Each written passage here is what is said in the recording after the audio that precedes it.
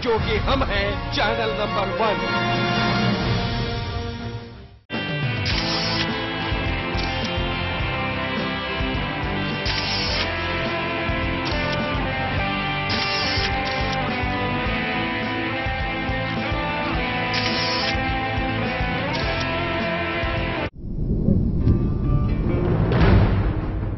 खबर की आपाधापी में कोई खबर न जाए छूट।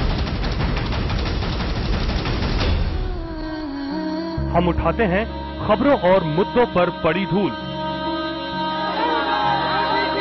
क्योंकि हम बनाते हैं खबरों के अंदर की खबर। समस्या का अभी हमें 7 महीने हो गए हैं, अभी तक क्यों नहीं निदान हो रहा है? हम लोग इंसान हैं कि जानवर हैं? इसीलिए हर खबर पर चैनल 1 रखता है अपनी पैनी नजर।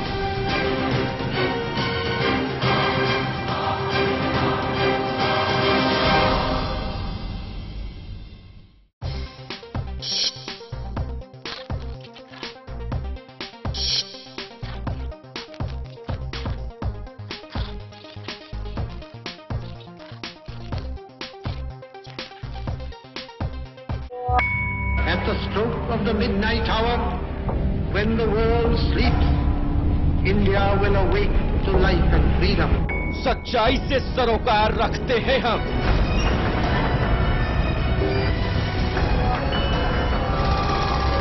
हर खबर को खबर में जिंदा रखते हैं हम।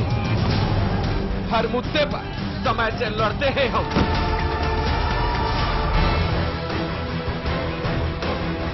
देश की खबर का सच है हम, जो कि हम हैं चैनल नंबर 1।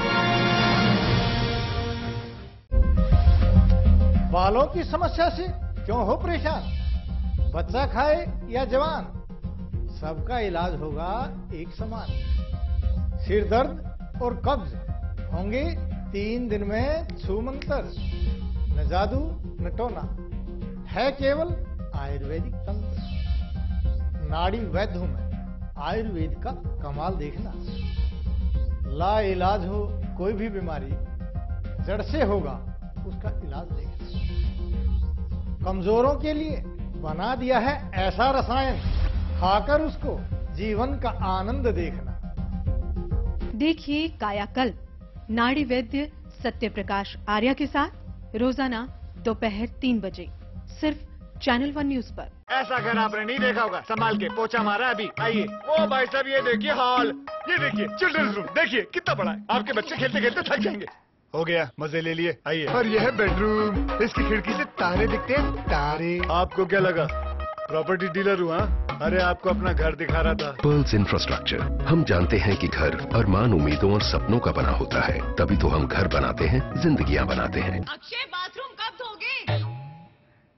आज संडे है ना।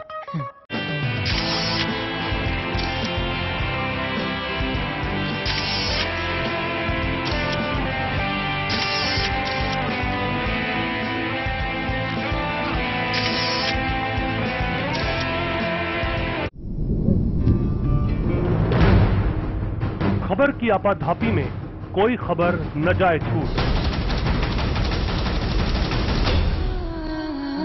हम उठाते हैं खबरों और मुद्दों पर पड़ी धूल, क्योंकि हम बनाते हैं खबरों के अंदर की खबर। समस्या का अभी हमें 7 महीने हो गए हैं, अभी तक क्यों नहीं निदान हो रहा है? हम लोग इंसान हैं कि जानवर हैं?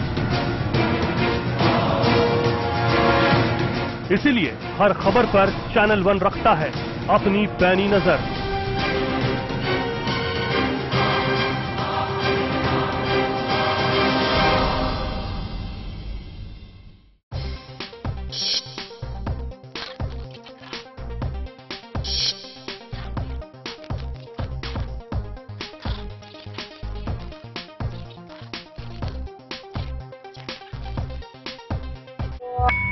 At the stroke of the midnight hour, when the world sleeps, India will awake to life and freedom. सच्चाई से सरोकार रखते हैं हम।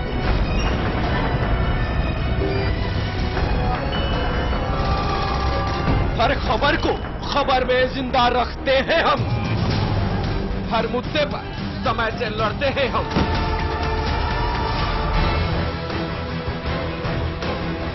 देश की खबर का सच है हम, क्योंकि हम हैं चैनल नंबर 1। ऐसा घर आपने नहीं देखा होगा, संभाल के पोछा मारा अभी। आइए। ओ भाई साहब ये देखिए हॉल, ये देखिए चिल्ड्रंस रूम, देखिए कितना बड़ा है। आपके बच्चे खेलते खेलते थक जाएंगे।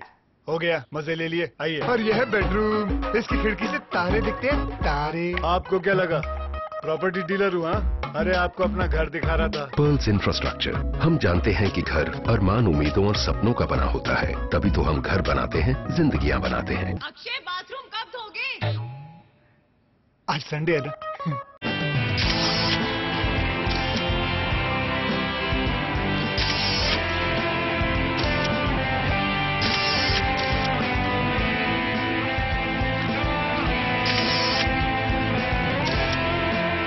ऐसा घर आपने नहीं देखा होगा, संभाल के पोछा मारा अभी। आइए। ओ भाई साहब ये देखिए हॉल, ये देखिए चिल्ड्रंस रूम, देखिए कितना बड़ा है। आपके बच्चे खेलते खेलते थक जाएंगे।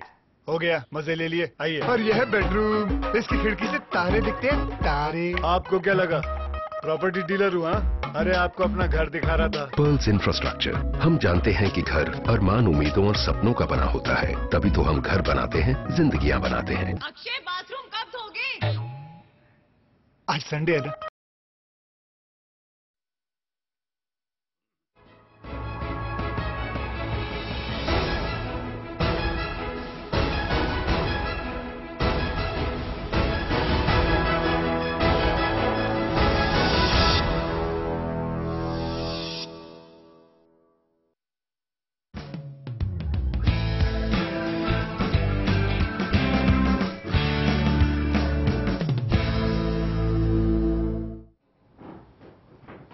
नमस्कार, न्यूज लाइन में आपका बहुत बहुत स्वागत है और आपके साथ मैं हूं सिद्धार्थ। आज की इस खास पेशकश में हम बात करेंगे कर्नाटक में कांग्रेस की जीत की। इस जीत से कांग्रेस के हौसले बुलंद हो गए और साथ ही साथ बात करेंगे कोलगेट मामले में कोर्ट के तल्ख रुख की। कोर्ट ने केंद्र सरकार और सीबीआई पर गंभीर टिप्पणी की है।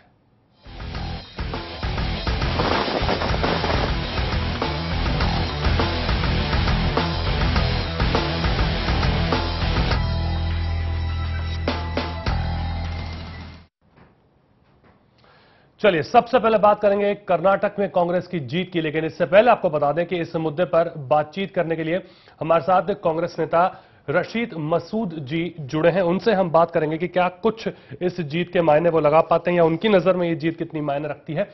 और बहुत बड़ी जीत इसे कहना गलत नहीं होगा, क्योंकि बीजेपी ने खुद ने माना है कि एक अप्रत्याशित हार उनके लिए साबित हुई है, स्तब्ध है कहीं ना कहीं बीजेपी से। कर्नाटक में कांग्रेस ने शानदार जीत दर्ज की है। कांग्रेस ने 121 सीटें जीती हैं यहां पर, जबकि बीजेपी को करारी हार का सामना करना पड़ा है। बीजेपी को सिर्फ 40 सीटों पर जीत नसीब हुई है।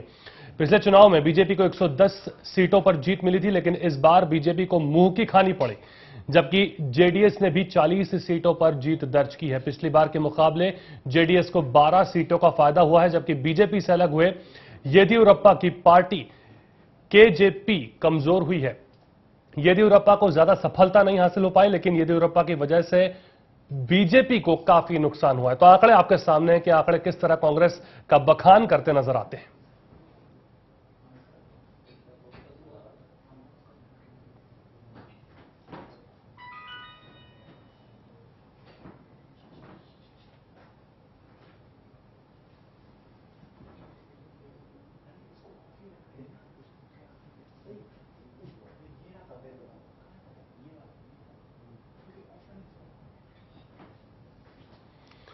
कर्नाटक में कांग्रेस को हासिल हुई है। जीत से कांग्रेस में खुशी की लहर दौड़ गई है, लेकिन क्या यह जीत कांग्रेस को अपने दम पर मिली है? अगर इस जीत की समीक्षा की जाए तो पता चलेगा कि कांग्रेस की जीत में बीजेपी के अंतर्कलह का बड़ा हाथ है। आइए एक नजर डालते हैं कांग्रेस में किस तरह से कर्नाटक में बड़ी जीत हासिल की।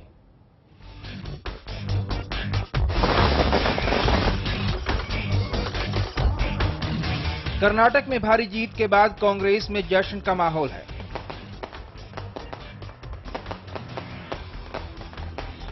कांग्रेस कार्यकर्ता और नेता आत्मविश्वास से लबरेज हैं। कांग्रेस के लिए जीत आम चुनाव के लिए काफी अहम है, लेकिन इस जीत में कांग्रेस को बीजेपी का पूरा सहयोग मिला। बीजेपी की अंतर्कलह और दूसरे फैक्टरों ने जीत में खासा योगदान दिया। कांग्रेस की जीत में कौन कौन से फैक्टर सबसे अहम रहे, आइए डालते हैं एक नजर। सरकार विरोधी लहर।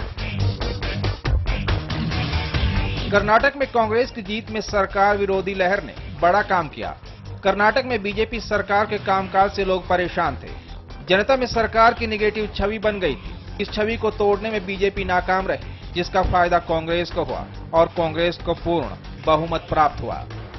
बीजेपी के अंतर्कलह से जीती कांग्रेस।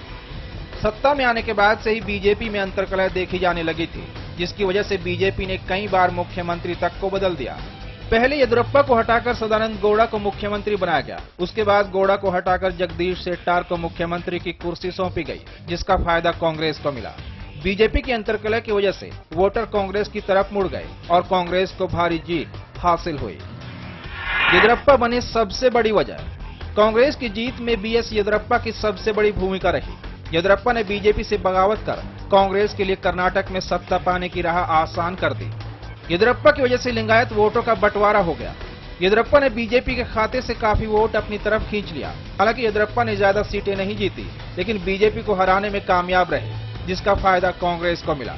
इसके अलावा श्री रामुलु और रेड्डी बंधुओं के हाशिए पर जाने का भी फायदा कांग्रेस को हुआ। SC/ST मतदाताओं ने कांग्रेस को चुना। कर्नाटक में इस बार SC/ST मतदाताओं ने कांग्रेस का समर्थन किया। कांग्रेस ने SC/ST वोटरों को लुभाने के लिए कई वादे किए थे, जिसकी वजह से SC/ST वोटरों ने कांग्रेस को पूरा समर्थन दिया और कांग्रेस पूर्ण बहुमत पाने में सफल रही। बीजेपी सरकार के कुशासन का फायदा। कांग्रेस को बीजेपी सरकार के कुशासन का फायदा हुआ। कांग्रेस ने चुनाव में बिजली, पानी और सड़क का मुद्दा उठाया था। बीजेपी सरकार ने कानून व्यवस्था के नाम पर भी जनता से खिलवाड़ किया। इस मुद्दे को कांग्रेस ने खूब भुनाया और राज्य में पूर्ण बहुमत हासिल किया। राहुल गांधी का असर। कर्नाटक चुनाव में राहुल गांधी का भी असर देखने को मिला। राहुल गांधी ने चुनाव में खूब प्रचार किया, जिसका फायदा कांग्रेस को मिला। राहुल गांधी युवाओं को अपनी तरफ खींचने में कामयाब रहे। राहुल गांधी ने कर्नाटक की जनता को साफ सुथरी सरकार देने का वादा किया, जिसकी वजह से कर्नाटक में कांग्रेस की सरकार बनी। इन फैक्टरों की वजह से कांग्रेस को कर्नाटक में जीत हासिल हुई है। इस तरह से यह कहना गलत नहीं होगा कि कांग्रेस लोकसभा चुनाव में कर्नाटक की जीत का फायदा उठाने में कामयाब रहेगी। कर्नाटक में जीत से कांग्रेस को एक मनोवैज्ञानिक फायदा जरूर होगा, लेकिन असली फैसला तो जनता के हाथ में होता है। Bureau report, channel 1 news. चलिए चर्चा को यहां से हम आगे बढ़ाएंगे। रशीद मसूद हमारे साथ जुड़ चुके हैं, उनसे हम बात करते हैं। मसूद साहब, सबसे पहले मेरा सवाल, क्या वाकई ये कांग्रेस की जीत है कि बीजेपी के कलह की हार? देखिए, ये तो बड़ा अजीब सा सवाल है। किसी भी मामले में जब भी आप कहेंगे कोई भी हार या जीत होती है तो उसमें माइनस प्लस पॉइंट्स होते हैं। कुछ जीतने वाले पार्टी के प्लस होते हैं, कुछ हारने वाली पार्टी के माइनस होते हैं। कभी ऐसा नहीं होता है कि बगैर मुद्दों के कोई हार या जीत हो जाती हो। जब हार होगी तो उसमें यकीन तौर पर कहीं ना कहीं माइनस पॉइंट भी रूलिंग पार्टी के होंगे जी। और जब जीत होगी तो उसमें कहीं ना कहीं जो अपोजिशन है उस पर कुछ प्लस पॉइंट्स भी होंगे जी। तो दोनों चीजें यहाँ पे भी देखने को मिलती हैं और दोनों ही चीजें शामिल हैं। ये कह देना खालिश के ये सिर्फ बीजेपी की है, हार है और निगेटिव वोट मिला है, ये बिल्कुल गलत है। बल्कि इसमें पॉजिटिव वोट है। ये बीजेपी को हराने का वोट था और कांग्रेस को जिताने का वोट था जो कांग्रेस को मिला है जी। राहुल गांधी को जीत का बार बार श्रेय दिया जा रहा है, पर मसूद साहब एक चीज समझाइए, ये जहां जहां राहुल गांधी गए बार बार ये कहना कि जिस क्षेत्रों के अंदर उन्होंने दौरा किया वहां पर भी कोई बहुत बड़े अंतर से जीत नहीं हासिल कांग्रेस को हो पाई है। मैं यहां आलोचना नहीं कर रहा हूं, मैं ये नहीं कह रहा कि वहां गए तो उनके कारण ही कुछ हुआ, बट मैं एक विश्लेषण चाहता हूं उसमें। देखिए, अंतर का मतलब नहीं कि अंतर बड़ा है कि छोटा है जी। जीत तो जीत होती है जी। ये है 41% सीटों पर जीत हुई है जहां पे राहुल गांधी साहब गए, तो ये अपने आप में एक बड़ी जीत होती है। आपको 35-34% के ऊपर तो सरकारें बनती हैं जी, तो 41% की जीत एक बड़ी जीत समझी जाती है और वो राहुल गांधी साहब को उसका श्रेय देना चाहिए। उसके अलावा दूसरी जगहों पर जहां वो नहीं गए हैं उनका असर तो वहां पे भी पड़ा हुआ है। उनके भाषणों का असर, उनके जाने का असर, नौजवानों को अट्रैक्ट करने का असर, ये सारी चीजों का असर मिला करके तो उसको श्रेय अगर मिलता है तो कोई वो नहीं। क्योंकि जब हारते हैं कहीं तो वो सारा उसका ठीक राहुल गांधी साहब के सर पर फोड़ने की कोशिश करती है अपोजिशन। लेकिन जब जीत रहे हैं तो जीतने कम से कम इतनी तो हमारे अंदर वो होनी चाहिए मर्यादा कि हम जीतने का भी श्रेय भी राहुल गांधी को दे दें। सबसे बड़ी आपको क्या लगता है जीत की एक अगर सबसे बड़ी वजह मैं आपसे जानना चाहूंगा कि आपके हिसाब से क्या लगता है कहां पर 20 कांग्रेस साबित हो गई वहां? सबसे बड़ी वजह है कि बीजेपी की नाकामी तमाम फ्रंट्स के ऊपर और कांग्रेस को एक अल्टरनेटिव कांग्रेस का प्रोवाइड करना कि हम इन जो ये माइनस पॉइंट्स बीजेपी के हैं इनके पास हमारे पास ये प्लस पॉइंट्स हैं और हम एक बेटर अल्टरनेटिव आपको देंगे और उसको लोगों पर मसूद साहब आपके भी नेता कुछ तमाम तरह के इस चीजों के अंदर भ्रष्टाचार में सवाल उठते रहे हैं उनके ऊपर, क्या वाकई लगता है पार्टी उनके ऊपर भी कुछ कदम उठाएगी फिर? देखिए दोनों में बहुत फर्क है, वहां के भ्रष्टाचार के ऊपर और यहाँ के भ्रष्टाचार में फर्क है। यहाँ बहुत सारे ज्यादातर इश्यूज तो ऐसे हैं जिनमें फर्जी भ्रष्टाचार जिन्हें कैग के इल्जाम हैं वो कैलकुलेशंस के बगैर ही हैं लगाए हुए हैं, तो इस तरीके से वहां पे बिल्कुल एक स्पेसिफिक वो है, तो वो दोनों चीजों में फर्क पैदा हुआ है। मोदी फैक्टर को कितना बड़ा फैक्टर मानते हैं आप? लगातार ये कहती जा रही थी बीजेपी मोदी का वहां पहुंचना। मोदी फैक्टर के लिए हमेशा ये हंगामा करते थे, पूरा हिंदुस्तान को ये दिखाने की कोशिश कर रहे थे कि मोदी के बगैर अब हिंदुस्तान चल नहीं सकता, मोदी ने हिंदुस्तान को हिला करके रख दिया है। और रामदेव साहब उसके साथ मिल गए तो और ये हो गया कि अब हर जगह 2-2 लाख रामदेव के फॉलोअर्स मिलेंगे। इनको ये पता नहीं है ये जो वहां जाते हैं योग करने जाते हैं वो वोटर्स नहीं होते हैं, वो एक कला को सीखने जा रहे हैं, एक अपनी बीमारी का इलाज कराने जा रहे हैं कि हर किसी डॉक्टर के पास जाने का मतलब ये नहीं होता कि वो वोट भी उस डॉक्टर के कहने से दे रहे हो। क्या ये आरएसएस की भी उतनी बड़ी हार बातें साबित हुई? बोले मसूद साहब ये बहुत बड़ी हार है, बहुत बड़ी हार है अगर हार माने तो, क्योंकि वहां तो 13 सीटें जीती हैं 37 में से जिन पे वो गए हैं और कहीं दूसरी जगह पर कोई असर नहीं हुआ। जो देखिए सबसे बड़ा फैक्टर जो यहाँ कांग्रेस का एक प्लस पॉइंट है वो ये है कि हर इलाके में, चाहे वो मैसूर का कर्नाटक हो, चाहे वो हैदराबाद का हो, चाहे मुंबई का हो, चाहे नॉर्थ हो, चाहे साउथ हो, चाहे शहरी हो, चाहे देहाती हो, हर क्षेत्र में कांग्रेस ने बढ़त ली है। ये सबसे बड़ा एक फैक्टर है जो पूरे यूनिफॉर्मिटी के साथ सब जगह बढ़त ली है जी, ये बहुत बड़ा फैक्टर है जो बीजेपी के साथ नहीं। वहां वो एक पॉकेट्स में कहीं उसने बढ़त ले दी, कहीं वो कर दिया है, लेकिन एक पूरे कर्नाटक में सारी जगहों पर बढ़त लेने का अकेला कांग्रेस का ही एक फैक्टर है। ठीक है मसूद साहब आप बन रही है। सुमित्रा महाजन हमारे साथ जुड़ गई हैं, इंदौर से सांसद हैं और वरिष्ठ नेता हैं बीजेपी की। सुमित्रा जी बहुत बहुत स्वागत है आपका। आप कैसे देखती हैं आप इस हार को? कर्नाटक की हार को मैं तो ये कहूंगी कि सही माने में है, जनता भी अब समझदार हो गई है और जो भी खामियां हमारी रही हो, हमारी गलतियां हो गई हो, इस गलतियों की सजा एक प्रकार से हमने स्वीकार हमें करना चाहिए जो भी हुआ है और इससे हमने समझ भी लेना चाहिए। लेकिन ये बात भी सही है कि अगर हमने जो भी कुछ गलतियां करी इसका अर्थ ये भी नहीं होता कि कांग्रेस बड़ी अच्छी है इसलिए कोई कांग्रेस की जीत हुई है, ये भी नहीं है। कहीं ना कहीं हमारी गलतियां जो हो गई, हमें लोग नहीं चाहते थे दोबारा और इसके लिए कांग्रेस की ये जीत है। तो कांग्रेस की भलाई के लिए नहीं, क्योंकि ये ताई मैं जानना चाहूंगा कि क्या विकल्प अगर हम बात करें कर्नाटक की जनता को, आपका ये कहने का मतलब क्या ये निकाला जाए कि विकल्प भी अच्छा नहीं मिला? विकल्प भी कर्नाटक की जनता को अच्छा नहीं मिला क्योंकि कांग्रेस को चुना? कि आपकी बात से ये बिल्कुल निकाला जाए? क्योंकि हाँ ये बिल्कुल सही है। ये दुर्भाग्य है कि विकल्प भी अच्छा नहीं मिला है। हमारी गलती, हम काम तो कर रहे थे लेकिन हमारे जो आपस के झगड़े रहे जी, हो सकता है कर्नाटक की जनता को वो पसंद नहीं आए हों। कहीं ना कहीं हम थोड़े से तो आपसी विवाद में फंस गए, हमारे में फूट हो गई, हमारे से येडियुरप्पा जी हमारे साथ छोड़ के चले गए किसी कारणों से। ये जो बातें हो गई उससे नाराज हो करके जनता ने ये विकल्प चुना है। ये कोई अच्छा विकल्प करके नहीं चुना, क्योंकि आज जो केंद्र में हो रहा है वो भी जनता समझ रही है। ताई मैं आपके पास फिर आऊंगा। मैं राशिद मसूद साहब से इस पर रिएक्शन लेना चाहूंगा। मसूद साहब क्या लगता है, यहाँ पर कहना कि विकल्प बहुत अच्छा नहीं मिला है, विकल्प भी जो मिलना चाहिए था, हाँ हालांकि नकारा है बीजेपी को वहां की जनता ने, पर विकल्प कोई बहुत अच्छा नहीं मिला, क्या कहेंगे इस पे? देखिए मैंने सुमित्रा जी की बात कोई सुनी नहीं इसलिए कि मुझ पर आवाज नहीं आ रही थी। जी। लेकिन जहां तक विकल्प का ताल्लुक है तो विकल्प बीजेपी कांग्रेस को विकल्प ही के तौर पर एक्सेप्ट किया है कर्नाटक के लोगों ने। ये सुमित्रा जी के कहने से कोई विकल्प अच्छा या बुरा नहीं हो जाएगा, क्योंकि सुमित्रा जी को तो कांग्रेस को बुरा ही कहना है, उन्हें अच्छा कहना नहीं है। क्या विकल्प हो सकता था अच्छा? अगर विकल्प भी था तो विकल्प कौन सा अच्छा हो सकता था कांग्रेस से, मुझे सुमित्रा जी बताएंगी? क्योंकि सुमित्रा जी की मुझे आवाज नहीं आई, मुझे नहीं मालूम है कि सुमित्रा जी ने क्या कहा है जी। लेकिन विकल्प तो इससे बेहतर हो नहीं सकता था। नहीं, उनका यही कहना है कि कांग्रेस ये ना समझे कि जीत से अच्छा कोई विकल्प हो गया। उनका यही कहना है कि कांग्रेस को ये नहीं समझना चाहिए। ये पब्लिक बताएगी ना विकल्प तो। जी। सुमित्रा जी तो नहीं कांग्रेस को विकल्प बताएंगी या अच्छा विकल्प बताएंगी। पब्लिक ने बता दिया कि हमने विकल्प अच्छा पे विकल्प तलाश कर लिया बीजेपी का। बीजेपी के खामियों को दूर करने वाला एक विकल्प तलाश कर लिया। बीजेपी के करप्शन से निपटने वाला विकल्प तलाश कर लिया।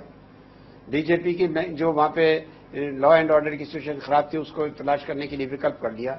जो वहां बैकवर्ड जा रही थी, पीछे की तरफ को जा रही थी फॉरवर्ड नहीं जा रही थी, वो विकल्प एक तलाश कर लिया उन्होंने कि वो फिर तरक्की की तरफ ले जाएंगे जिस तरह पहले कांग्रेस ने शुरुआत की थी।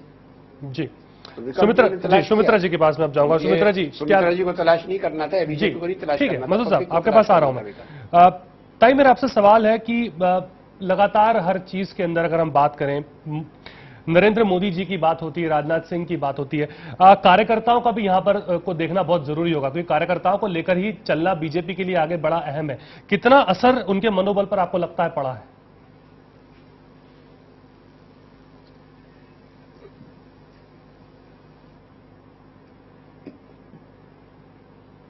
चलिए ठीक है, हमें लगता है तकनीकी कारणों से सुमित्रा महाजन जी की आवाज हमारे तक नहीं पहुंच रही है। मैं एक बार फिर वापस उनके पास आएंगे। रशीद मसूद साहब के पास में चलूंगा। रशीद साहब, ये 2014 की ओर इशारा करता है क्या? देखिए, हर चीज का जो भी कुछ अब होने वाला है, इलेक्शन का एक तरीके से समझिए कि शुरुआत हो गई है 2014 के इलेक्शन की। हर चीज का इम्पैक्ट 2014 में पड़ने वाला है। किसी चीज का कम, किसी चीज का ज्यादा। तो इसका भी इम्पैक्ट 2014 में होने वाला है। ये इधर समझाइए, मिथ क्रिएट करने। मसूद साहब, हम समझना चाहेंगे कि ये असर आप किस तरह से 2014 में देखते हैं? ये जो मिथ एक क्रिएट करने की कोशिश की जा रही थी कि मोदी साहब एक अल्टरनेटिव बन रहे हैं, पूरी पॉपुलैरिटी है उनकी पूरे हिंदुस्तान में, उनके जैसा कोई लीडर नहीं है, वो मिथ एक तो चकनाचूर हो गया। 2014 में वो उसको दोबारा ले जा नहीं सकते। ये आएंगे जिस स्टेट में इलेक्शन हुआ और जिसमें मोदी साहब को ले गया उसी में बीजेपी हार गई, चाहे वो उत्तराखंड हो, चाहे वो हिमाचल हो, चाहे वो आसाम हो, अब ये आपका चाहे वो उत्तर प्रदेश हो, चाहे वो कोई भी स्टेट हो, जिस स्टेट में मोदी साहब चले गए उस स्टेट में बंटाधार हो गया बीजेपी का। और अब ये कर्नाटक में हो गया है। तो एक जो मिथ क्रिएट करने की कोशिश की जा रही थी, एक तो वो सबसे बड़ा वो चकनाचूर हो गया है जी। ये इसका 2014 पे बड़ा असर पड़ने वाला है। ठीक है, 2014 के ऊपर इसका असर पड़ने वाला है। पर मसूद साहब, ये जो जीत की बात लगातार हो रही है, बच्चों की मुख्यमंत्री को लेकर भी कयास लगातार बनते आ रहे हैं, क्या आपको वाकई लगता है कि वहीं की विधायकों में से ही मुख्यमंत्री को चुना जाएगा या फिर कोई और तरीका अपनाया जाएगा? देखिए, ये तो प्रीरोगेटिव है विधायकों का जी। वो जिसको चुनना चाहें, अगर वो फिर हाईकमांड पे छोड़ देते हैं तो फिर हाईकमांड जिसको चुनना चाहेगी वो चुन लेगी। लेकिन बेसिकली ये प्रीरोगेटिव तो विधायकों का है जी। और विधायक अपने में से भी चुन सकते हैं और बाहर से भी चुन सकते हैं।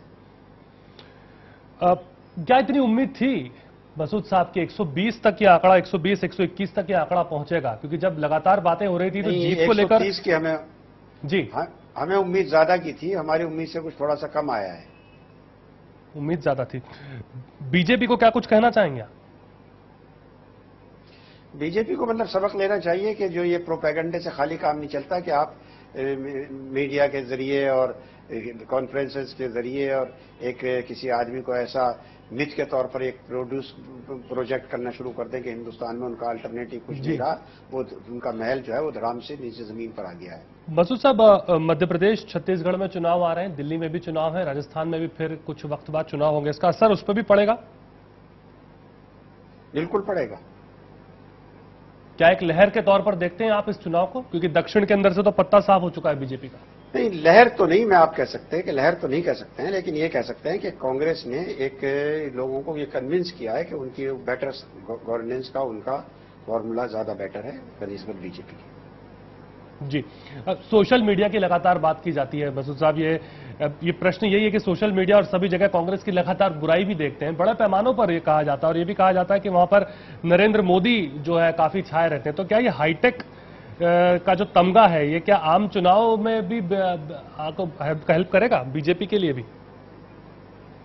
नहीं, बिल्कुल नहीं। इसमें हो गया ना, नहीं कि देखिए नहीं किया तो उसमें कैसे करेगा। यहाँ पे तो ये हाईटेक पूरा वो था, एक पूरा प्रोजेक्ट कर रहे थे मोदी साहब को, और मोदी साहब जब वहां कर्नाटक में तकरीर करने गए वो भी बिल्कुल तकरीर इस तरीके पे कर रहे थे जैसे सारा उनके हाथ में है, वो सबको पलट देंगे जिधर को चाहेंगे। उनके स्टाइल तकरीर का वही था, लेकिन कुछ नहीं चला, लोगों ने सबको एक तरफ रख के रख दिया। क्या इस जीत से जो दूसरे तमाम तरह के सवाल सरकार पर उठे हैं, क्या सरकार ढांकने की उसे कोशिश करेगी? मैं समझा नहीं। जो जीत आज मिली है, लगातार ये बातें मसूद साहब उठ रही हैं कि चूंकि अब आज एक जीत भी रही है, दूसरे तमाम मुद्दे हैं जिसपे केंद्र सरकार घिरती भी जा रही है और सवाल उठ रहे हैं। चूंकि हर चीज की जांच चल रही है, तो जांच के विषय बीच में तो कुछ कहना ठीक नहीं होगा, पर क्या आपको वाकई लगता है चल रही है ये एक ये मुद्दा जो है कर्नाटक जो है, ये एक आपके लिए संजीवनी का आगे काम करेगा? दूसरे मुद्दों की बात हम करें जहां कांग्रेस घिरी हुई है, केंद्र में भी नहीं। देखिए, केंद्र में जहां घिरी हुई है कांग्रेस, बहुत से तो फॉल्स मुद्दे हैं, बहुत से एक्चुअल मुद्दे हैं, दोनों में है। तो बहुत से जो एक्चुअल है उनको हम कोशिश करेंगे कि वो दोबारा रिपीट ना हो, हमसे जो गलती हुई हैं या हो रही हैं हो जाती हैं जी, और जो फॉल्स हैं उसके लिए फाइट करेंगे उनके खिलाफ। जी, सबसे बड़ी चीज ये है कि 2014 की लगातार हम बात कर रहे हैं मसूद साहब, ये बात हम बीजेपी की ओर से भी सुनते आ रहे हैं कि बहुत 2004 से 2014 से इस चीज को जोड़ लेना ये बिल्कुल कहीं से कहीं तक सही नहीं है। क्या वाकई इतना तर्कसंगत है? क्योंकि 2014 में मुद्दे अलग हो जाएंगे, केंद्र के मुद्दे अलग हो जाएंगे, यहां पर मुद्दे अलग हो जाते हैं, किस तरह देखते हैं? देखिए, कुछ थोड़ा बहुत फर्क हो सकता है, लेकिन बुनियादी फर्क कोई नहीं होने वाला नहीं। 2014 में अरब में जो आज है वही रहने वाला है। 15 स्टेट्स में तो बीजेपी का वजूद ही नहीं है, इसलिए सरकार तो इंशाल्लाह कांग्रेस की बनने वाली है जी, बीजेपी की सरकार बनने वाली नहीं है। और यही बात आप जैसे अभी आपने कहा कि आने जो दूसरे स्टेट्स में चुनाव हो रहे हैं, दिल्ली की भी हमने बात कही कि कमोबेश ये स्थिति आप दिल्ली में भी देखते हैं? जी हाँ, यह दिल्ली में भी है। ठीक है, आपके पास में होगा, हमारे साथ वरिष्ठ पत्रकार शंकर अरनिमेश जुड़ चुके हैं, उनसे हम बात करेंगे। शंकर जी, कैसे देखा जाए आखिर इसको? क्या वाकई बीजेपी कलह की वजह से ही पूरी तरह पीछे रह गई कि और भी कोई बड़े फैक्टर थे कि कांग्रेस ने बहुत ज्यादा ही कुछ अच्छा प्रदर्शन वहां किया? देखिए सिद्धार्थ, बहुत सीधी बात है कि एंटी इनकम्बेंसी फैक्टर था कर्नाटक में। क्या आप मेरी आवाज सुन पा रहे हैं शंकर जी? सिद्धार्थ, जिस तरह से कर्नाटक में बीजेपी का मिसरूल था, कोशिश करेंगे। जी, क्या आवाज सुन पा रहे हैं शंकर जी आप? बिल्कुल, मैं सिद्धार्थ सुन पा रहा हूँ आपकी आवाज। बोले, आपकी आवाज आ रही है, बोले। जिस तरह से कर्नाटक में बीजेपी का मिसरूल था, जिस तरह से उन्होंने 3 सीएम को बदला, एंटी इनकम्बेंसी फैक्टर बहुत ज्यादा था कर्नाटक में, करप्शन के चार्जेस थे, ये सारे फैक्टर थे बीजेपी की हार के। लेकिन जो सबसे बड़ा फैक्टर था येदियुरप्पा फैक्टर था। आप सोचिए कि क्या ऐसा होता है कि राहुल गांधी गुजरात में नहीं चलते, लेकिन उन स्टेट में राहुल गांधी का जलवा चल जाता है जहां पे एंटी इनकम्बेंसी फैक्टर होती है, या फिर ऐसा कोई विलन होता है जिस येदियुरप्पा के रूप में, वहां पे राहुल गांधी फैक्टर चल जाते हैं। गुजरात में राहुल गांधी नहीं चलते, यूपी में राहुल गांधी नहीं चलते। तो मुझे लगता है कि राहुल गांधी फैक्टर बहुत बड़ा फैक्टर नहीं था कांग्रेस की जीत के पीछे। जो बड़ा फैक्टर था वो येदियुरप्पा फैक्टर था, जिसने बीजेपी को कम से कम 50 सीटों पे डैमेज किया है। बीजेपी 50 सीटों पे दूसरे नंबर की पार्टी है, जहां पे 2000, 1500, 3000 वोटों से बीजेपी हारी है। तो मुझे लगता है कि राहुल गांधी का करिश्मा कम, येदियुरप्पा का करिश्मा ज्यादा चला है। शंकर जी, जेडीयू को भी कोई खास सहानुभूति नहीं है बीजेपी से? निश्चित तौर से देखिए, जो उस ट्रायंगुलर और चतुष्कोणीय जहां पे मुकाबला होता है, वहां पे येदियुरप्पा ने दोनों को डैमेज किया है। येदियुरप्पा ने कहीं पे जेडीएस को फायदा पहुंचाया है और कांग्रेस को तो फायदा पहुंचाया ही। बहुत सारी ऐसी सीटें थी जहां पे येदियुरप्पा और कांग्रेस की टैक्टिक अंडरस्टैंडिंग थी, जहां पे कांग्रेस का वीक कैंडिडेट था, वहां पे येदियुरप्पा ने अपना भी वीक कैंडिडेट दिया था। उन्हें स्ट्रांग कैंडिडेट देना चाहिए था, लेकिन उन्होंने अपना भी वीक कैंडिडेट दिया था। यानी नहीं, क्योंकि बहुत सारी ऐसी सीटों ने कांग्रेस को फायदा पहुंचाया है।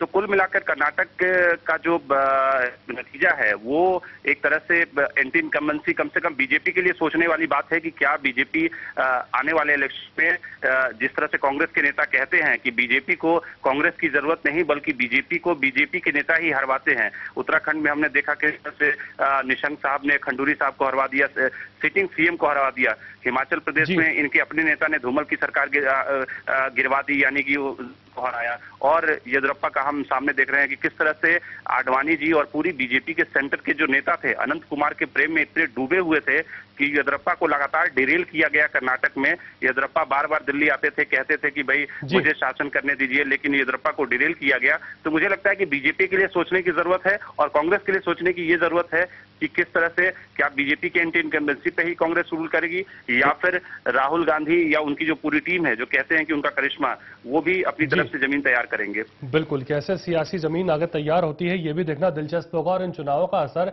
आने वाले दूसरे विधानसभा चुनाव के ऊपर कैसे पड़ता है, क्योंकि मध्य प्रदेश हो, छत्तीसगढ़ हो या फिर राजस्थान हो या फिर उसके बाद दिल्ली हो, इन सब जगह पे चुनाव होने हैं। और कांग्रेस की माने तो लगातार इस सकारात्मकता इस चुनाव से निकाल करके वो देखती है कि आने वाले दिनों में इसका फायदा उन्हें बहुत बड़े पैमाने पर मिलता है। बहुत बहुत शुक्रिया शंकर अग्निवेश जी, वरिष्ठ पत्रकार हमारे साथ जुड़े थे, जिन्होंने तफसील से हमें ये जानकारी दी।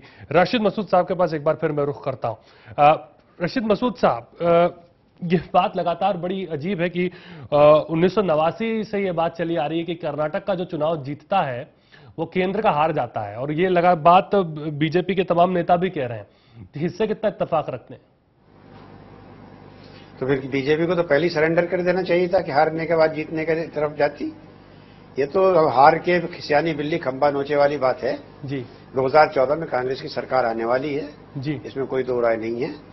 अगर बीजेपी ये समझती थी कि कर्नाटक के चुनाव हारने से जीतते तो फिर इलेक्शन लड़ाई क्यों, सरेंडर कर देते, कहते थे कि भाई हमें तो हारना है, हम तो हार रहे हैं, जब आप जीतिए हमें तो 2014 का जीतना है। मसूद साहब, ज्यादा बेटर रहता जी। ये क्या वाकई आपको नहीं लगता, ये बात आप मानते हैं कि येदियुरप्पा फैक्टर नहीं रहा आपकी जीत में? बिल्कुल भी इसको आप कहीं ना कहीं रहा है, येदियुरप्पा फैक्टर रहा है जी। मैंने कहा ना कि दोनों चीजें हैं, कुछ बीजेपी के माइनस पॉइंट्स, कुछ कांग्रेस के प्लस पॉइंट्स, दोनों मिलकर के जीत। क्या लगता है येदियुरप्पा अगर होते बीजेपी के साथ में तो बड़ी चुनौती मिलती है आपको? ये ऐसा लगता है कहीं? अब चूंकि जब चुनौती मिलती, लेकिन जीत से सरकार फिर भी कांग्रेस की बनती जी, लेकिन चुनौती मिल सकती थी कि ये चुनौती इस मामले में कि जनता दल जो है एस शायद कुछ कम हो जाता। यानी अभी भी आप ये मानते हैं मोदी के लिए दिल्ली अभी भी दूर है? दिल्ली दूर नहीं है, दिल्ली बहुत दूर है। दिल्ली बहुत दूर है।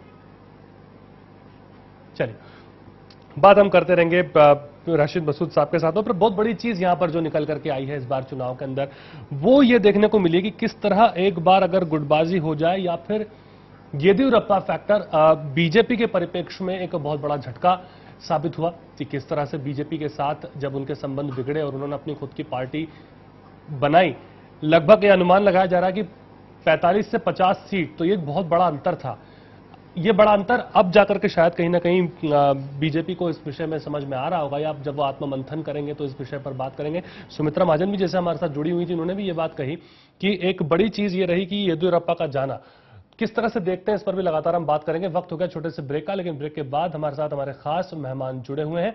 बात हम करेंगे कोलगेट मामले में सुप्रीम कोर्ट की तल्ख टिप्पणी की।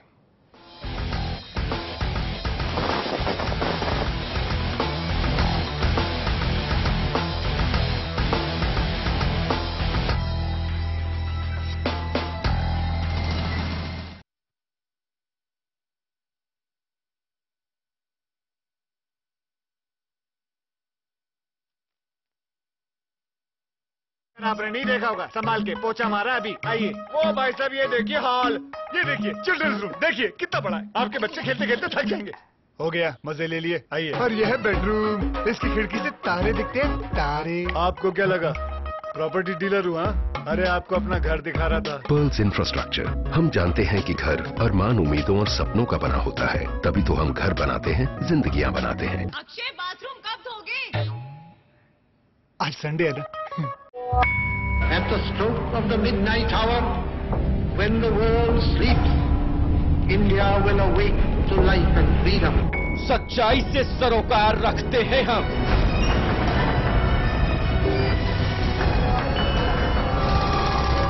हर खबर को खबर में जिंदा रखते हैं हम। हर मुद्दे पर समय से लड़ते हैं हम।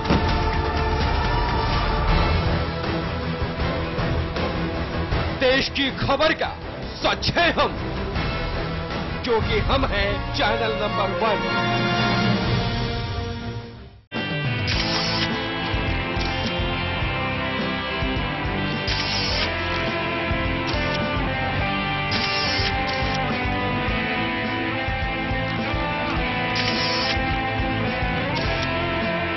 ऐसा घर आपने नहीं देखा होगा, संभाल के पोछा मारा अभी। आइए। ओ भाई साहब ये देखिए हॉल, ये देखिए चिल्ड्रंस रूम, देखिए कितना बड़ा है। आपके बच्चे खेलते खेलते थक जाएंगे। हो गया, मजे ले लिए। आइए। और यह है बेडरूम, इसकी खिड़की से तारे दिखते हैं। तारे। आपको क्या लगा प्रॉपर्टी डीलर हुआ? अरे आपको अपना घर दिखा रहा था। Pearls infrastructure. हम जानते हैं कि घर अरमान, उम्मीदों और सपनों का बना होता है, तभी तो हम घर बनाते हैं, जिंदगियां बनाते हैं। अक्षय बाथरूम कब धोगे? आज संडे है ना। खबर की आपाधापी में कोई खबर न जाए छूट। हम उठाते हैं खबरों और मुद्दों पर पड़ी धूल, क्योंकि हम बनाते हैं खबरों के अंदर की खबर। समस्या का अभी हमें 7 महीने हो गए हैं, अभी तक क्यों नहीं निदान हो रहा है? हम लोग इंसान हैं कि जानवर हैं? इसीलिए हर खबर पर चैनल 1 रखता है अपनी पैनी नजर।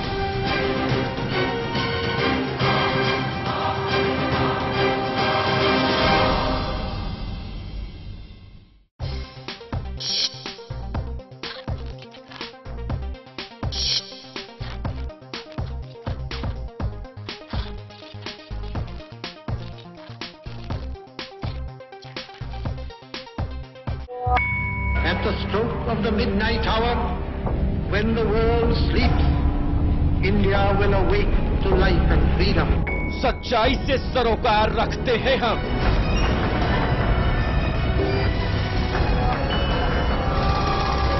हर खबर को खबर में जिंदा रखते हैं हम। हर मुद्दे पर समय से लड़ते हैं हम।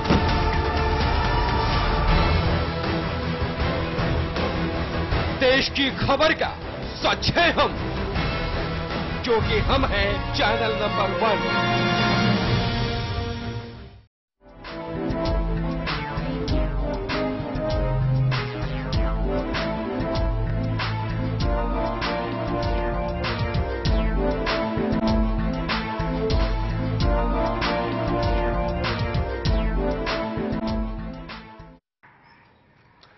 स्वागत है खबर के बाद न्यूज लाइन के अंदर। अब हम बात करेंगे एक और बड़े मुद्दे की। ये मुद्दा भी सरकार के गले की फांस बन चुका है। कोलगेट मामले में सुप्रीम कोर्ट ने सीबीआई को फटकार लगाई और इसी मसले पर बात करने के लिए हमारे साथ जुड़ रहे हैं सुप्रीम कोर्ट के एडवोकेट हैं अतुल शर्मा, हमारे साथ जुड़े।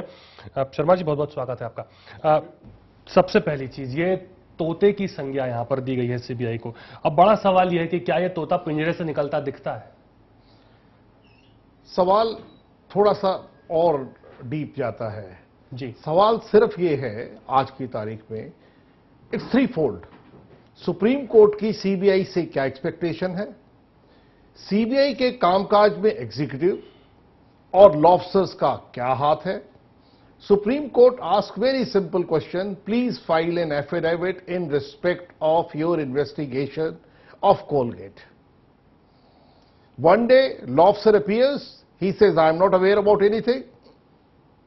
Now when the affidavit comes before the Supreme Court, what does affidavit says? Affidavit says three things. One, this was interfered by the minister. जी. Two, the executive, the officials of the coal ministry and PMO. जी. And third, this document, this affidavit was shared with AG and ASG. Now see on the other side, Supreme Court is expecting that an investigation is being given. Sir थोड़ा अगर हिंदी में हो तो दर्शकों के लिए थोड़ा जी। आज सुप्रीम कोर्ट की उम्मीद ये थी कि उन्होंने एक इन्वेस्टिगेशन, एक फेयर इंडिपेंडेंट एजेंसी को दी है जो फेयरली और इंडिपेंडेंटली इन्वेस्टिगेशन करेगी और सारे सबूत, सारे तथ्य, सारे एस्पेक्ट कोर्ट के सामने लाएगी। इससे पहले कि ये ला सकती, executive body, the minister and everybody has interfered in it. Now please examine from the prospective of supreme court, at the sake of repetition I am saying. जी, फॉर हिम जी, CBI is not independent body because supreme court ने कहा कि आप मेरे सामने अब ये लाइए, तो वो सुप्रीम कोर्ट के सामने एक एफिडेविट पहले जाती है किसी और के पास। शर्मा साहब, बड़ा सीधा सवाल मेरा ये है, एक आम आदमी जो देखता है, इस चीजों को देखता है, क्या वो ये माने साफ तौर पर जो झूठ बोलने वाली बात है कि स्पष्ट झूठ बोला गया?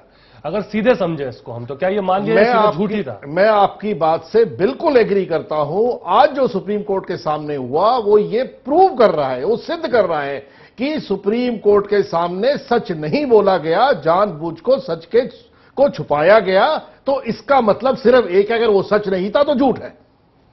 हर आदमी ने, जिस आदमी ने ये रिपोर्ट डील करी, उसने सुप्रीम कोर्ट को सच नहीं बताया।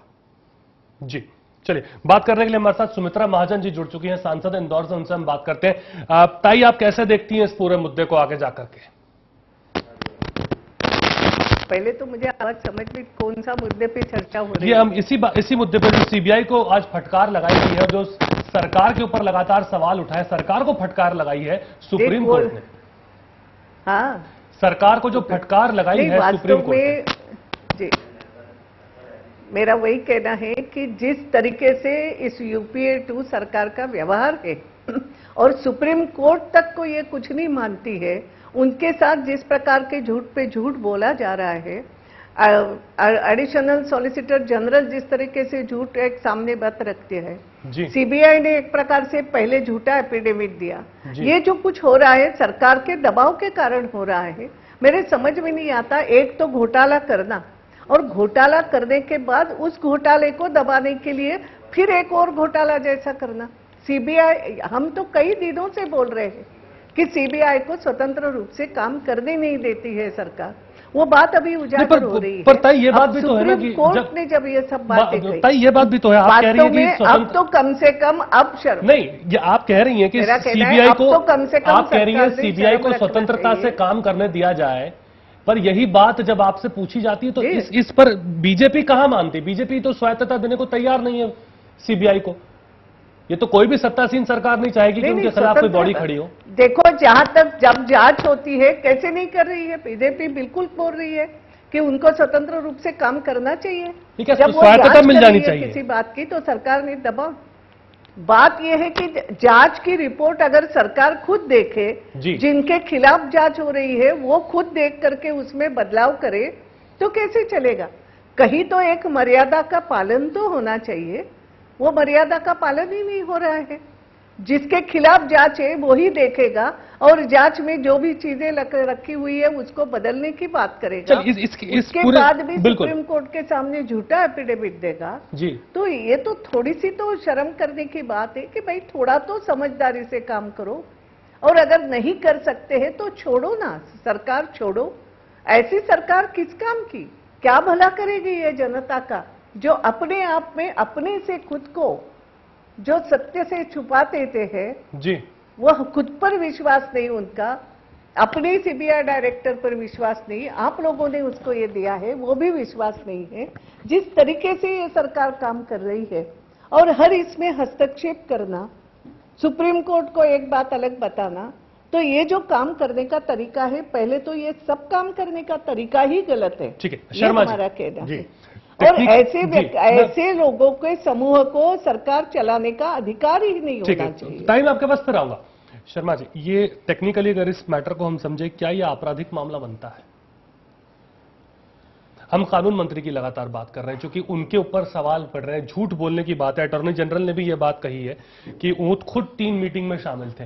क्या ये आपराधिक रूप से ये मामला बन सकता है? अगर आप ये कहें कि क्या ये क्रिमिनल मामला है, तो नहीं जी, क्योंकि ये नहीं कहा जा सकता कि लॉ मिनिस्टर सीबीआई के किसी अफसर को नहीं बुला सकता। बट क्वेश्चन यहां पर थोड़ा सा डिफरेंट है जी। क्वेश्चन है प्रोप्राइटरी का।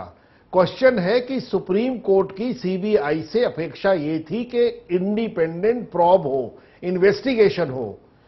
जिस तरह का व्यवहार मंत्री जी ने या कोल मिनिस्ट्री और पीएमओ के ऑफिसर्स ने किया, it can tantamount to be interference in the administration of justice.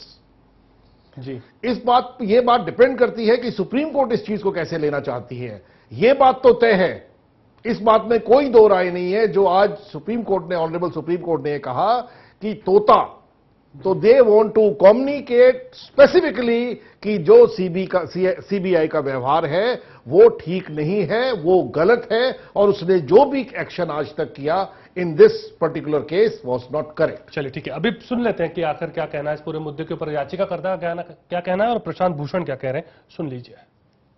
ये कि 15 साल बाद हम पुरानी स्थिति में हैं, ना तो सीबीआई के पास स्वायत्ता है, ना सीबीसी के पास मॉनिटरिंग करने की पावर है। अब सुप्रीम कोर्ट ने दोबारा उस विनीत नारायण जजमेंट पर इतना जोर दिया, आज की पूरी सुनवाई में बार बार उसके पैराग्राफ कोट किए और बार बार सीबीआई को और सीबीआई के वकीलों को बताने की कोशिश की है कि हमने तुमको समुचित निर्देश दिए थे, तुमने उसका पालन नहीं किया, अब बताओ कि आगे पालन होगा कि नहीं, तुम्हारी सरकार कानून बनाएगी। क्योंकि अब समर वेकेशन शुरू हो रही है, इसलिए अभी कुछ डायरेक्टिव तो सीधा आया नहीं है कोर्ट का, तो लगता है कि वेकेशन के बाद जब सरकार के वकील सुप्रीम कोर्ट में आएंगे अपने जवाब के साथ, तब सुप्रीम कोर्ट इस मामले में आगे कोई डायरेक्शन देगा। कोर्ट ने सीबीआई को भी और सरकार के उन अफसरों को जिन्होंने स्टेटस रिपोर्ट देखी और उसमें बदलाव सजेस्ट किए और जिसमें सीबीआई ने बदलाव करे, उन पर अपनी आपत्ति व्यक्त करी। सीबीआई जब इन्वेस्टिगेशन करती है तो बिल्कुल उसको स्वतंत्र तरीके से करना होता है और सरकार का कोई भी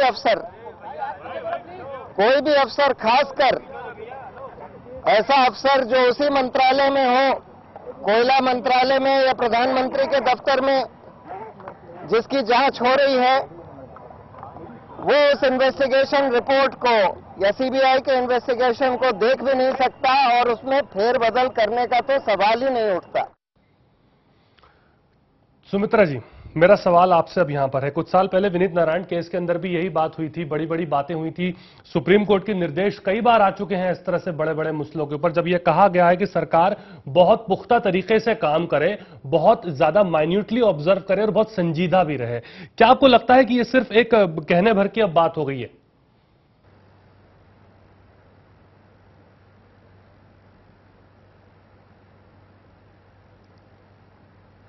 ताई, आप सुन पा रही हैं मुझे पूछ रहे हैं? हाँ जी, आपको हम पूछ रहे हैं, मैं यही पूछ रहा हूं कि क्या ऐसे दिशा निर्देश सिर्फ सरकार के कान पे जू नहीं रेंगती इससे?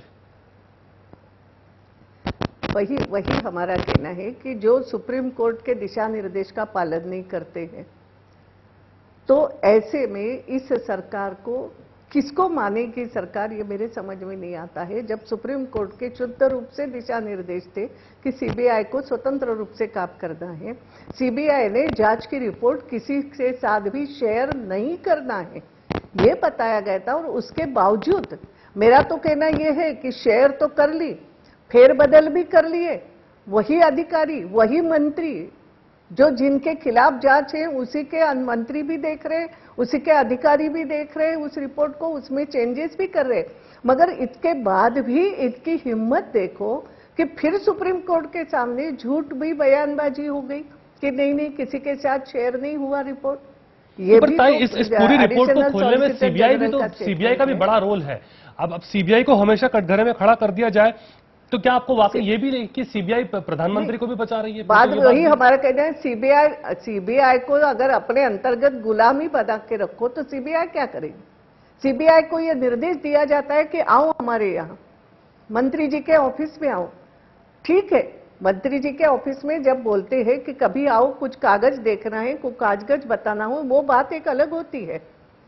मगर ये तो पूरी जांच रिपोर्ट थी और जिसके लिए सीबीआई इसको सुप्रीम कोर्ट ने निर्देश दिए हुए थे कि शेयर नहीं करना है, इसका तो कम से कम पालन हो जाना चाहिए था जी।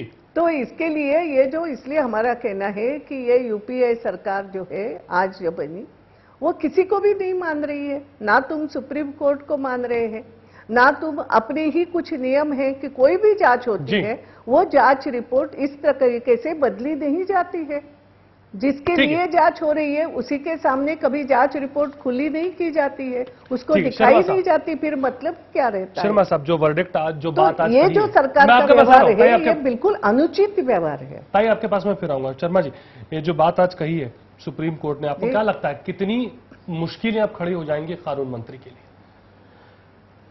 डेफिनेटली ये बात जो भी कही गई है इसका सारा कॉन्सिक्वेंस तीन पार्टीज पर आता है। Number one, government which is represented by law minister ji, दूसरा एजी का बयान, एएसजी का बयान, और तीसरा सीबीआई। नंबर वन, सीबीआई ये रिपोर्ट शेयर नहीं करनी थी। सीबीआई ने कोई रेजिस्टेंस नहीं दिखाया इस बात पर जब उससे रिपोर्ट शेयर करने को कहा गया। This is one wrong which CBI has done. जी, जब minister and ASG and SG ने रिपोर्ट देखी, दोनों ने यह बयान दिया कि हमने ये रिपोर्ट नहीं देखी, इसमें कोई इंटरफेरेंस नहीं है।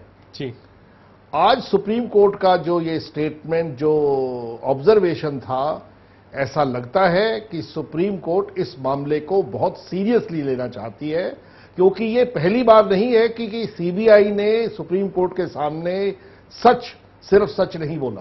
इसमें सुप्रीम कोर्ट का रोल जानना बड़ा दिलचस्प होगा। बहुत जरूरी है कि हम समझें कि सुप्रीम कोर्ट ऐसे जब बात करती है, इस तरह के मामले जब सुप्रीम कोर्ट के सामने आते हैं, तो सुप्रीम कोर्ट किस तरह से इस पूरे मुद्दे को देखती है और क्या लिमिटेशंस है, कितना इंटरफेरेंस सुप्रीम कोर्ट का हो सकता है?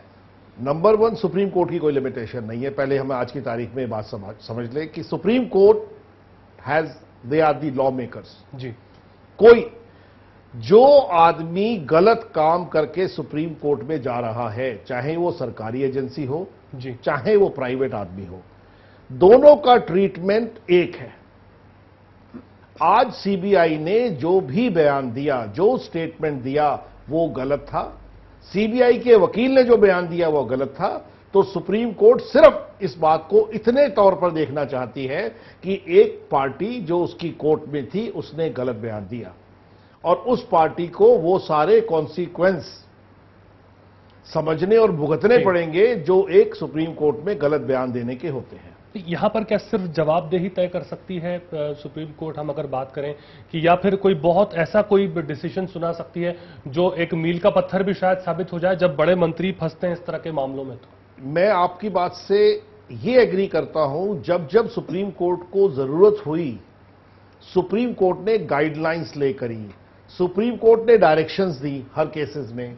तो आज शायद मैं ये तो नहीं कह सकता कि सुप्रीम कोर्ट ये समझे या ये समझ रही है, बट डेफिनेटली आज सुप्रीम कोर्ट के जो आज के वर्डिक्ट से लगता है कि कोई ना कोई एक ऐसी डायरेक्शन या कोई गाइडलाइन की इन्वेस्टिगेशन कैसे होगी, क्या तरीका होगा, क्या वो शेयर हो सकती है, जो अपरेंटली नहीं हो सकती, उस पर कोई ना कोई गाइडलाइन बनाने का एक्सपेक्टेशन सुप्रीम कोर्ट से जरूर है।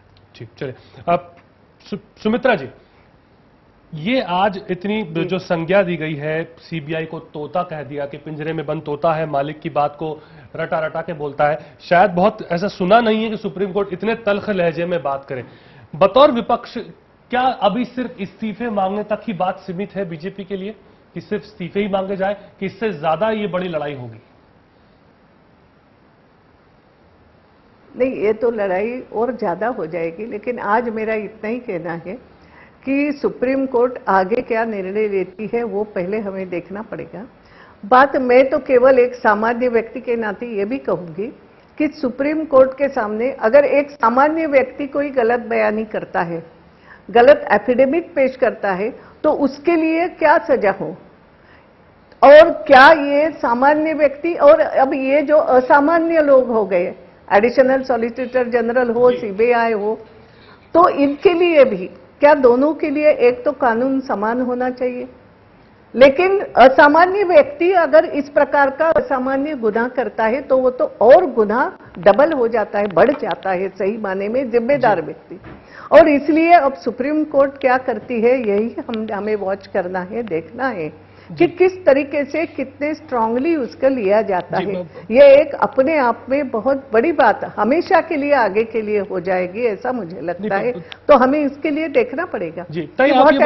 लगातार बीजेपी कैसे उसको स्टैंड करती। तय मैं जानना चाहूंगा, लगातार बीजेपी ये बात करती है कि भाई आप सीबीआई को अलग रखिए क्योंकि उसके ऊपर प्रेशर है या उसके ऊपर काम होता है। आपकी भी सरकार रही है, आप भी मंत्री पद पर रही हैं, क्या उस वक्त ये मांग क्यों नहीं उठाई गई? आप भी चाहते हैं अलग कर देते सीबीआई को, पर ये ऐसा कदम तो वाजपेयी सरकार में भी देखने को नहीं मिला था। नहीं, देखो आप एक बात समझ लिए, अलग करना क्या होता है। किसी को आप अपॉइंट करते हो कि आपको ये जांच कर दी है। अगर सीबीआई ये एक ऐसी संस्था है जी, कई बार वो सरकार के कहने से भी कुछ बातों की जांच करती है, नहीं करती ऐसा नहीं, और वो ऐसी रिपोर्ट सरकार को भी देती है कुछ अलग मामलों में, वो भी हो जाता है। लेकिन जब एकाध जांच स्वतंत्र रूप से करना है, ये जब तय हो जाता है तो उसमें सरकारी हस्तक्षेप नहीं होना चाहिए। इतना तो अधिकार उनको मिलना चाहिए। वो किसी का बंधा हुआ व्यक्ति नहीं होना चाहिए। एक बार उसको पोस्ट आपने दे दी, वो व्यक्ति बैठ गया वह काम करने के लिए, कि कहीं ना कहीं उसको भी तो स्वतंत्र रूप से निर्णय लेने का अधिकार होना चाहिए। क्या लगता है जब ये तय है कि ये जांच स्वतंत्र रूप से, क्या अभी भी आप उम्मीद करते हैं कि मंत्री ये देखना पड़ेगा? क्या अभी भी आप उम्मीद करते हैं कि यहाँ से मंत्री पद पर से इस्तीफा मिलेगा या आपकी मांग को माना जाएगा, या नैतिकता के आधार पर, या इतनी बातें सुन ली हैं आप कांग्रेस ने, इतनी फटकार लगती है हटेंगे? कई बार ऐसा है, नैतिकता की अपेक्षा किससे करे यही नहीं समझ में आता। नैतिकता अगर बची होती, वास्तव में इनमें थोड़ी सी भी होती, तो जिस दिन ये बात सामने आ गई, अब प्रधानमंत्री के हाथ में वो कार्यालय था, कोयला मंत्रालय उस समय था, उस समय ये सब गड़बड़ी हो गई तो भी सब लोग चुप रहे, प्रधानमंत्री भी कुछ नहीं बोल रहे।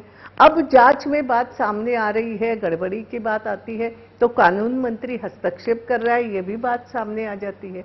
अब जिस सरकार में एक के बाद एक, मैं रेलवे की तो बात ही नहीं कर रही, मगर एक के बाद एक इस प्रकार से ये जो घटनाएं हो रही है, और एक प्रकार से उन्हीं के मंत्री या प्राइम मिनिस्टर चुप रहे, उनकी नेता कुछ बोले कि किसी को कुछ भी इस्तीफा देने की जरूरत नहीं, कुछ नहीं, सब कुछ ठीक चल रहा है, ऐसा ही होने दो। इसी प्रकार का अगर व्यवहार है तो अभी भी आपको निष्पक्ष जांच की उम्मीद है? लेकिन हाँ कारण अब इतनी बात सब कुछ होने के बाद और सुप्रीम कोर्ट की फटकार के बाद तो होना ही चाहिए।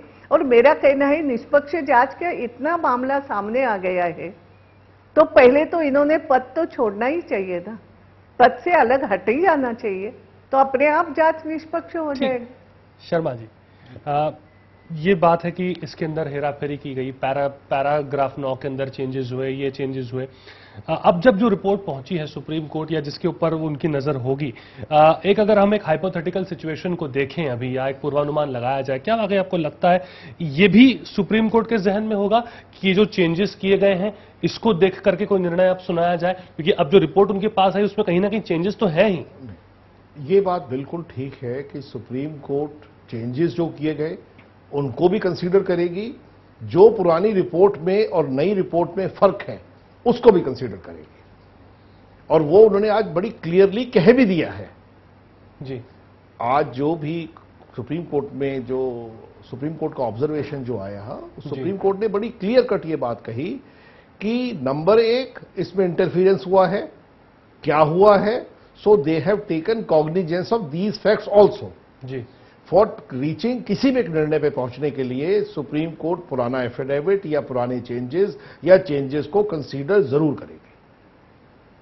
बिल्कुल चेंजेस को कंसीडर करेंगे, पर ये हम लगातार ये बात उठ रही है कि अगर इसके अंदर झूठ बोला गया है, चूंकि जिस तरह से अगर एक छोटा सा एग्जांपल भी दिया गया कि अगर एक पुलिस वाला अपना ड्यूटी कर रहा है और उस ड्यूटी के अंदर मान लीजिए एविडेंस को हटाने की कोशिश की गई, तो दैट इज ऑल्सो, वो भी चीज एक होती है, वो भी अपने आप में गुनाह ही उसे माना जाता है, उसके अंदर भी धाराएं लगी जाती हैं। तो ये कुछ इस तरह से इस मैटर को देखा जाए। आप जो एग्जाम्पल दे रहे हैं वो कुछ इससे मिलता है, बट आज जो मैटर सुप्रीम कोर्ट के बिफोर सब जुडिस है, ये कहना बड़ा मुश्किल है कि ऑनरेबल सुप्रीम कोर्ट इस मामले को कैसे लेगा। बट आज ऑनरेबल सुप्रीम कोर्ट ने ये बड़ा स्पष्ट कर दिया कि वो इस मामले को लाइटली नहीं लेंगे, ना उन्हें सीबीआई का व्यवहार, ना सरकार का व्यवहार और ना लॉयर्स अपीयरिंग फॉर सीबीआई का व्यवहार उन्हें ठीक लगा। उन्होंने ये क्लियर कट कहा कि जो आपने किया ये ठीक नहीं था, it was against the mandate, against the direction given by supreme court. Supreme court ये चाहती थी कि एक इंडिपेंडेंट जांच हो, ना कि वो जांच जो सबके यहां से फिल्टर होकर आई हो। ताई, मेरा सवाल आपसे है, एक बड़ा एक बयान यहां पर है जो आया हुआ है, संजय निरुपम ने यह बात कही है। हम बात कर रहे हैं किस तरह का रवैया राजनेताओं का हो गया है या किस तरह पर राजनीति जाती जा रही है। उनका कहना है कि इस तरह की बातें तो होती रहती हैं, आदेश आते रहते हैं, बांसुरी बजाते रहते हैं। क्या आपको लगता है इस तरह की बातें करने से राजनीति के ऊपर भी बड़ा असर पड़ता है? नहीं, ये जो बोल रहे हैं ना, इतने नीचे स्तर तक गिर के राजनीति नहीं हो सकती, नहीं होना चाहिए। ये बहुत ही गिरने की बात हो गई और होता रहता है करके नहीं होता है कि जैसे ये कोई छोटी मोटी बात नहीं थी कि एक पत्र का जवाब कोई दे रहा है, उस पत्र को जवाब को हमने ठीक किया, ऐसी बात नहीं है। इतने लाइटली इसको नहीं लेना चाहिए। ये तुम सुप्रीम कोर्ट के सामने, और वो भी जांच रिपोर्ट रखी जाएगी। ये कोई पत्र नहीं है जी। कि कोई पत्र जा रहा है तो उसको मंत्री ने देखा और उस पत्र की भाषा को ठीक किया, ये नहीं है। ये हो तो बात मानी जाती है, हाँ देखना है, लेकिन इतने लाइटली इसको नहीं लेना चाहिए। और अगर इसी तरीके से राजनीति चली, वो हमें दुख इसी बात का है कि इतना स्तर तो नीचे नहीं गिरना चाहिए। हम इस देश के सामान्य से सामान्य व्यक्ति को न्याय मिले, सामान्य चमड़ी बहुत मोटी हो गई है, सुखी रहे, इसके लिए हम सब कुछ कर रहे हैं ना। आखिर राजनीति हम किसके लिए कर रहे हैं? उस सामान्य व्यक्ति के लिए हम राजनीति में आए हैं। चलिए, बहुत बहुत शुक्रिया हमारे साथ जुड़ने के लिए। सुमित्रा महाजन, सांसद इंदौर, हमारे साथ जुड़ी। इसके अलावा हमारे साथ स्टूडियो में अतुल शर्मा जी जुड़े, उनका बहुत बहुत धन्यवाद। कुल मिलाकर एक बड़ी चीज इसके अंदर यह भी है कि अगर कहीं ना कहीं एक्सेप्टेबिलिटी भी होती, अगर मान ही लिया होता मंत्री ने जाकर के कि हाँ भाई हमसे गलती हुई है, मान लिया अगर गलती हुई है, तो शायद सरकार की फजीहत जितनी अब हुई है उससे कम ही हुई होती। फिलहाल हमारी इस पेशकश में इतना ही। नमस्कार।